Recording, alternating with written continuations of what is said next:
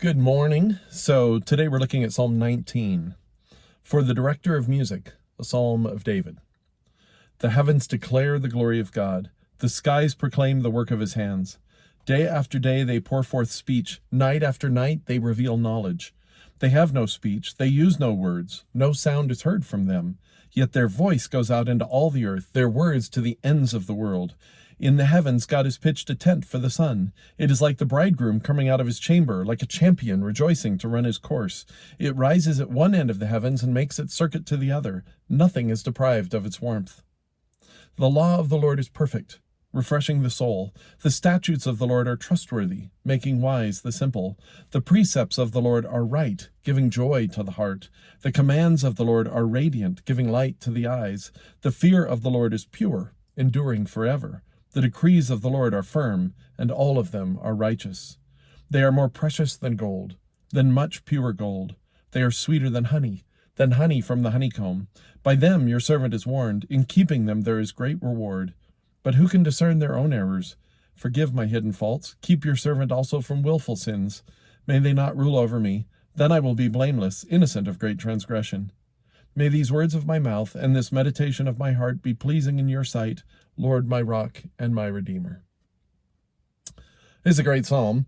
We don't know much about the context. It's written by David. It's pretty straightforward. It doesn't look like it's a time when he's running or have just completed a great victory. It's just a meditation, as he says, a meditation upon how great God is and how beautiful his law is and his works, and that he hopes it's pleasing to God. I think what stands out to me is twofold. One is just the pleasantness of the law. It's easy for us to think of the law of God and the statutes of God as being burdensome.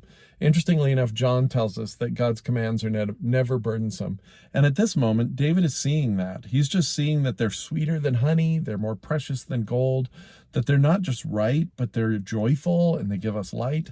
He just is really reveling in how beautiful it is to be able to know, because God tells us what we should do. I think he recognizes our inability to tell ourselves. That's why he says, who can tell his own sins? Who can discern their own errors? Forgive my hidden faults and keep your servant from willful sins. He just realizes, man, these things really protect us. They're fantastic. The other thing that stands out to me is the connection, which isn't immediately clear, between the first chunk of this and the second section. The first part talking about how the heavens and the earth have no speech and they have no words, but by their very presence, they just speak of God. And I think he is making a connection that God and his laws and his statutes are just universally part of creation, because God created the whole world. Everything in it follows these laws. They all speak of who God is. It's kind of the natural law idea, I think, that they're pleasant to our soul, the law is, but it's also just in everything that God has created. And they speak of all that just by their existence. So those are the things that stand out to me. I guess what I would ask you to consider pondering, do you think of the statutes of the Lord, the commands of God, the things he tells us are right? Do they feel this pleasant to you? Do they feel sweet like honey? Do they feel precious and enjoyable? Is it like eating ice cream, or is it like eating okra? I don't like okra, broccoli, Brussels sprouts, whatever you don't like. Which is it to you? And if it's not pleasant, what can we do about that? Why do you suppose that is, and what needs to change maybe? And then, of course, just what stands out to you? All right, thanks a lot. I'll see you guys tomorrow.